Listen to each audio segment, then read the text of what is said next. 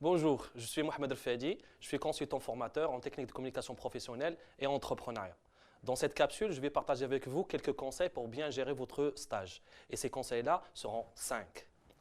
Le premier conseil, c'est comment vous allez cadrer votre stage, c'est votre projet de stage. Vous allez avoir quelques personnels que vous allez travailler avec eux et là, vous devez cadrer votre stage. Parce que vous avez un temps, vous avez des objectifs que vous devez écrire pour savoir partager ces objectifs et ces contraintes avec votre encadrant.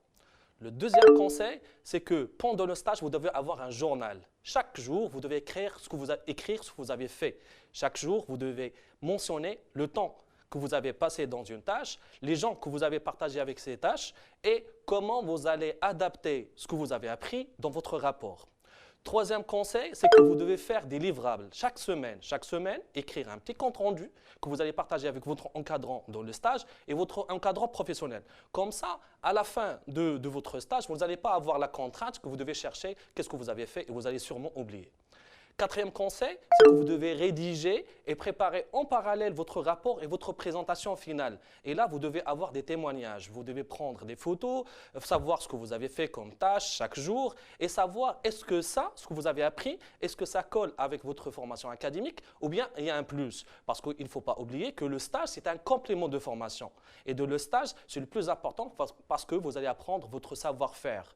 Chose que vous avez appris dans la classe, c'est que votre formation académique un savoir-faire, et c'est ça ce que vous allez vendre à votre recruteur. Et le cinquième conseil, c'est que vous allez vendre à vos collègues et à vos encadrants de l'institut ou bien de l'école. C'est votre soutenance. Et là, vous devez savoir vendre. Je dis toujours vendre parce qu'à la fin, vous devez être recruté et de préférence savoir saisir l'opportunité de travailler dans la même entreprise que vous avez déjà passé votre stage. Et là, je vais partager avec vous une expérience que j'ai vécue moi-même. De base, je suis physicien de formation, mais j'ai commencé comme un stagiaire pour contrôle de gestion. Et après 3 mois, 4 mois, on m'a nommé responsable de contrôle de gestion parce que j'ai travaillé avec la finance, j'ai travaillé avec le contrôle de gestion, j'ai travaillé avec l'approvisionnement, j'ai travaillé avec le matériel parce que j'étais comme une éponge, de savoir tirer et avoir le maximum d'informations pour construire ma personne et en même temps faire le lien entre ce que j'ai fait comme travail académique et ce que j'ai fait comme un travail professionnel et comme un livrable.